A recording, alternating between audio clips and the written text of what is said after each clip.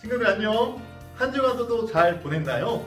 지난주 우리는 5가지 모션과 함께 모세의 뒤를 이은 여호수아가 가나안 땅을 정복하고 12지파가 땅을 제비 뽑아 나누어 정착한 여호수아서 말씀을 배워봤어요. 우리 첫 번째 모션부터 지난 시간 배운 것까지 복습해볼 겸 같이 한번 따라해볼게요. 창조, 타락, 홍수, 민족들, 우르, 아브라함, 이삭, 야곱, 요셉, 애굽, 속박, 모세, 내 백성을 보내라, 열재앙, 유월절, 홍해, 시내산, 율법, 성막, 오대사, 칠절기, 인구조사, 12정탐꾼, 방황, 죽음, 모압, 두 번째 율법, 여호수아, 요단강, 여리고, 분할, 정복, 정착, 12지파. 29가지 모션과 성경 말씀들을 꼭 기억하는 우리 친구들 되기를 바라요. 7번째 강의인 오늘은 6가지 모션과 함께 사사기의 말씀인 사사시대를 함께 배워볼 거예요. 여러 명의 사사들이 있었지만 가장 잘 알려진 3명의 사사 이야기를 오늘 함께 배워볼 건데요. 우리 친구들 준비되었나요? 그럼 이제 시작해 볼게요. 8번째 모션, 사사.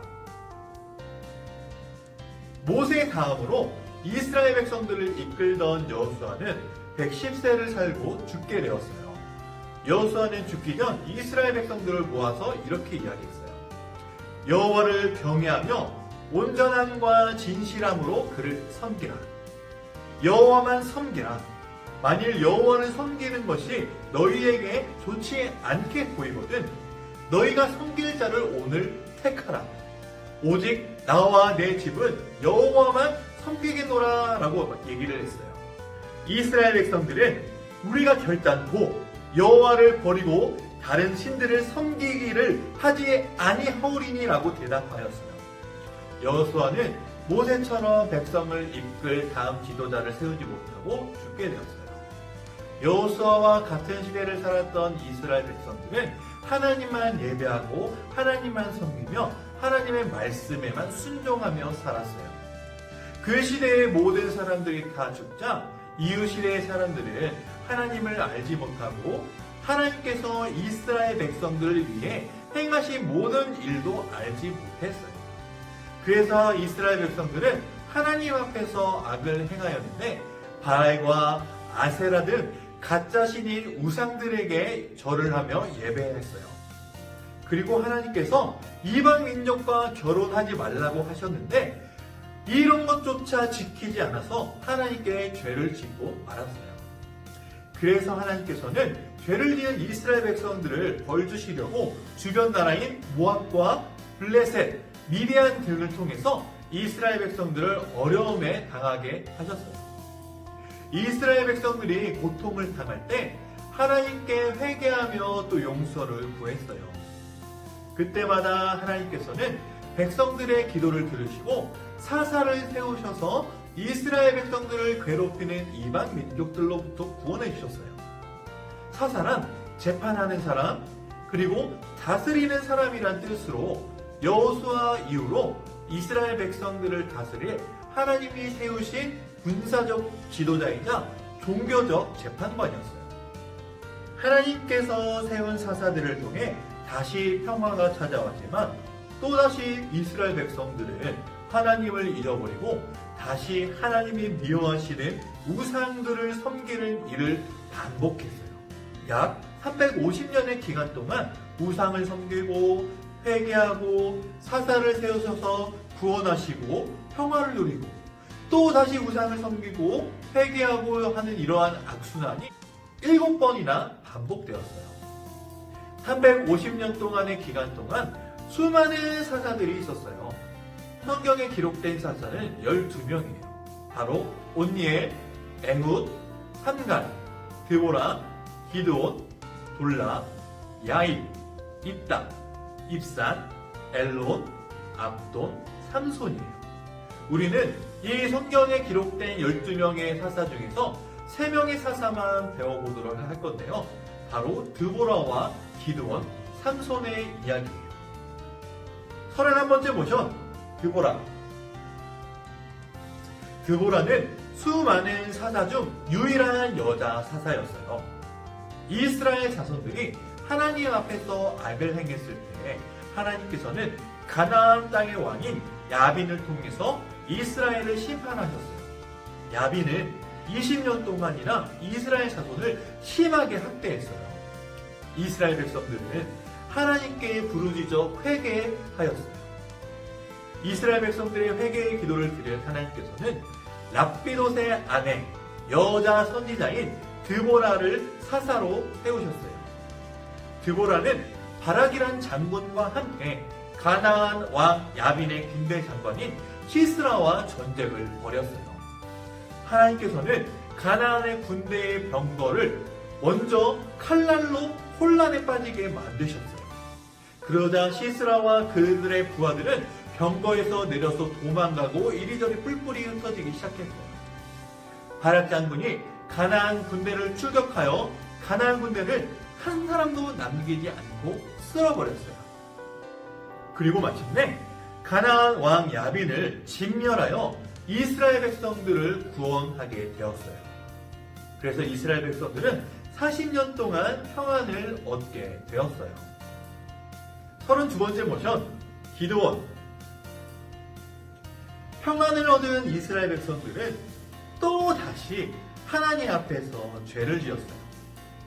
하나님이 미워하시는 우상들을 섬기고 하나님이 미워하시는 죄를 이스라엘 백성은 또 반복해서 짓기 시작했어요. 그래서 하나님께서는 미디안이라는 나라를 통해 7년 동안 이스라엘 백성들을 괴롭게 하셨어요. 미디안 백성들이 이스라엘 백성들이 먹을 것을 먹지 못하도록 양이나 소, 나귀도 남기지 아니하고 전부 다 뺏어갔어요. 이스라엘 백성들은 궁핍해서 너무나 힘들었고 배가 고파 하나님께 부르짖기 시작했어요. 하나님께서는 또 이스라엘 백성들의 회개의 기도를 들으시고 이 부르짖는 기도를 들으시고 요아스의 아들 기드온을 사사로 부르셨어요. 기드온을 사사로 부르실 때 기드온은 미디안 사람들에게 들키지 않으려고 포도주 틀에서 밀을 타작하고 있었어요. 미디안 사람들에게 밀을 뺏기지 않기 위해서였어요. 이런 소심한 기드온에게 하나님께서는 기드온을 향해 이렇게 말씀하셨어요. 큰 용사여, 여호와께서 너와 함께 하시도다 라고 말씀하시며 기드온을 사사로 부르셨어요. 기드온은 스스로 연약하고 힘이 없는 사람이라 생각했어요. 그래서 미디안과의 전쟁에 앞서 확신을 가지고 싶었어요. 그래서 기드온은 하나님께 이렇게 기도했어요. 주께서 이미 말씀하신 것 같이 내 손으로 이스라엘을 구원하시려거든 보소서. 내가 양털 한 뭉치를 타작마당에 두리니 만일 이슬이 양털에만 있고 주변 땅엔 많으면 주께서 이미 말씀하신 같이 내 손으로 이스라엘을 구원하실 줄 내가 알겠나이다 하고 기도하였어요. 하나님께서는 기드온의 기도에 응답하셔서 양털에만 물이 젖게 하셨어요. 기드온은 또 불안해서 다시 한번 기도했습니다. 구하옵나니 내게 이번만 양털로 시험하게 하옵소서. 원하건대 양털만 마르고 그 주변 땅에는 다 이슬이 있게 하옵소서라고 기도하였어요. 그 밤에 하나님께서는 기드온의 기도에 응답하셨고 양털 빼고 주변 땅만 이슬이 젖게 되었어요. 미디안과의 전쟁을 앞두고 수많은 병사들이 모였어요. 수많은 병사 중에서 하나님께서는 전쟁에 나갈 병사들을 고르게 하셨어요. 그래서 기드온에게 백성들에게 물을 마시도록 했는데 물을 핥아먹은 300명만 전쟁에 나가도록 하셨어요. 기드온과 300명의 용사들은 칼과 창과 검이 아닌 나팔과 빈 항아리와 횃불로 미디안 군대와 전쟁을 치렀고, 하나님께서는 이스라엘 백성들이 전쟁에서 이기도록 하셨어요. 미디안은 이스라엘 자손 앞에 복종하게 되었고, 기드온이 사는 동안 40년 동안 이스라엘 자손들은 평안을 누릴 수 있었어요. 33번째 모션, 삼손. 마지막으로 볼 사자는 삼손이에요. 삼손은 태어나기 전부터 하나님께 드려진 구별된 나실인이었어요. 나실인은 하나님께 드려진 사람이었는데, 삼손은 블레셋 사람들의 손에서 이스라엘 백성들을 구원하기 위해서 하나님께 드려진 나실인이었어요. 나실인은 포도주와 독주를 마셨어도 안 됐고, 머리카락과 온몸의 털을 잘라서도 안 됐어요. 그리고 어떠한 시체도 만져서도 안 되었죠. 삼손은 맨손으로 사자를 때려잡을 정도로 힘이 센 특별한 사람이었고, 또 나귀 툭뼈를 가지고 블레셋 사람들과의 전투에서 블레셋 사람 1000명을 죽일 정도로 용맹한 용사였어요. 하지만 삼손은 나실인으로 하지 말아야 할 금지된 것들을 하면서 살았어요. 포도주와 독주를 마셨고, 짐승의 시체까지 만지고, 심지어 들릴라라고 하는 여자의 꼬임에 빠져 머리카락을 자르면 힘을 쓸 수 없다는 것까지 말해버렸어요. 결국 머리카락이 잘려 힘이 빠진 삼손은 블레셋 사람들에게 잡히게 되었고, 두 눈까지 뽑히며 감옥에서 맷돌을 돌리게 되었어요. 블레셋 사람들은 자기들이 섬기는 가짜 신인 다곤 신전에 모였을 때 삼손을 데려다가 그들 앞에서 제주를 부리게 시켰어요. 그곳에 모인 블레셋 사람들은 3000명 정도 되었어요. 삼손은 하나님께 부르짖었어요. 하나님이여, 구하옵나니 이번만 나를 강하게 하시사 나의 두 눈을 뺀 블레셋 사람에게 원수를 단번에 갚게 하옵소서 라고 기도했어요. 신전의 두 기둥을 오른손과 왼손으로 무너뜨려서 신전에 모인 모든 사람을 죽임으로 사자로서의 임무를 마치게 되었어요. 34번째 모션, 각기 자기의 소견에 옳은 대로 행했더라. 사사 시대는 한마디로 자기 마음대로 살던 시대였어요. 하나님께서는 이스라엘 백성들을 다스리는 왕이셨어요. 그리고 이스라엘 백성들은 하나님의 백성들이었죠. 하나님께서 왕 되신 이스라엘 백성들은 하나님의 말씀에 순종하며 살아야 했고, 하나님을 섬기며 하나님을 예배해야 했지만, 이스라엘 백성들은 하나님의 말씀대로 살기도 않고 자기 마음대로, 자기 멋대로 살았어요. 사사기 마지막 절인 21장 25절에는 사람들이 각기 자기의 소견에 옳은 대로 행하였더라 라고 말씀하고 있어요.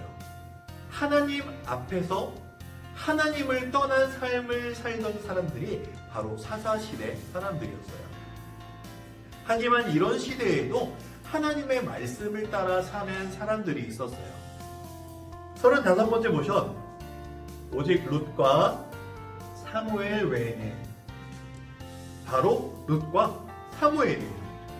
룻은 모압 사람으로 모압으로 이사해 온 이스라엘 사람 나오미의 아들과 결혼했어요. 그런데 이 모압 땅에서 나오미는 남편 엘리멜렉을 먼저 떠나보냈고, 다음으로 두 아들인 말론과 기련도 다 죽고 떠나보내야 했어요. 나오미는 다시 유다 땅 베들레헴으로 돌아가기를 결정하고, 룻과 다른 며느리인 오르바에게 고향 집으로 돌아가라고 말했어요. 오르바는 자기 고향 집으로 돌아갔지만, 모압 여자인 룻은 시어머니 나오미를 따라 유다 베들레헴 땅으로 가기로 결심하며 이렇게 얘기했어요. 어머니의 백성이 나의 백성이 되고 어머니의 하나님이 나의 하나님이 되시리니 라고 말했어요. 하나님께서는 이방인이었지만 하나님의 백성이 되기로 결심한 룻을 외면하지 않으셨어요. 룻은 시어머니를 위해 밭에 나와 이삭을 줍다가 보아스란 남자와 결혼하였고 아들을 낳았어요. 이 아들이 바로 다윗 왕의 할아버지인 오벳이에요. 룻은 이방 여인이었지만 예수 그리스도의 족보 안에 들어가게 되었어요. 이런 어둡고 악한 사사시대에 하나님을 향한 믿음을 지킨 다른 한 사람은 바로 사무엘이에요. 사무엘의 엄마인 한나는 자녀가 없었어요. 그래서 아들을 주신다면 하나님의 사람으로 드리겠다라고 간절히 기도했어요. 이 간절한 한나의 기도로 태어난 사무엘은 어려서부터 하나님의 성전에서 자랐고 또 하나님의 말씀을 듣고 하나님의 말씀에 순종하는 삶을 살았어요. 또한 사무엘은 이스라엘 백성들에게 하나님의 말씀을 가르치고 하나님을 위해 살아가는 삶을 알려주고 또 그들을 위해 기도하는 삶을 살았어요. 여기까지가 사사시대의 이야기예요. 오늘 배운 6가지의 모션과 사사시대의 말씀을 잘 기억하며 자기 마음대로 살아가는 우리 친구들이 아니라 하나님의 말씀에 순종하며 하나님을 기쁘시게 하는 친구들이 되기를 바라요. 이번 주 미션과 과제. 이번 주 첫 번째 과제는 사사기 전체를 읽으며 오늘 배운 3명의 사사 외에 가장 마음에 와닿은 사사 1명을 선택해 보세요. 그래서 어떤 사사인지 간략하게 소개하는 영상을 찍어서 전도사님에게 다음 주 금요일 3시 반까지 보내주면 돼요. 두 번째 과제는 오늘 배운 모션을 간략한 설명과 함께 영상으로 촬영해서 금요일 3시 30분까지 전도사님에게 보내주면 되는 거예요. 우리 친구들 그럼 한 주간도 하나님의 말씀에 순종하며 잘 살고 다음 주 이 시간에 만나도록 해요. 안녕!